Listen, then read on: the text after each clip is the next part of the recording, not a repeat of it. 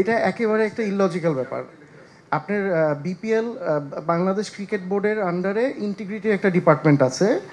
ওইটার চেয়ারম্যান বলে দিলে একটা পার্টিকুলার লিগ খেলতে পারবে না, কি কারণে খেলতে পারবে না এটা স্পেসিফাই করাটা জরুরি।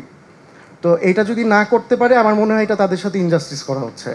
যদি লিগালি কোনো অ্যাকচুয়ালি কোনো প্রমাণ থাকে যে ওরা কোনো অন্যায় করেছে, তাহলে সব লিগ থেকে তাদেরকে বাদ দিয়ে দেওয়া উচিত। ওইখান থেকে ওইটার সাথে আমাদের কোনো দ্বিমত নেই।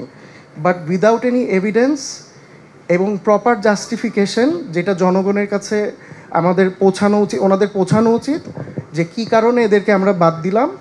আর অভিযুক্তদের যদি শাস্তি দিতে হয়, বোর্ডের ভিতরে তো অনেক অভিযুক্ত ব্যক্তিরা এখন ডিরেক্টর হয়ে পরিচালক হয়ে আছে।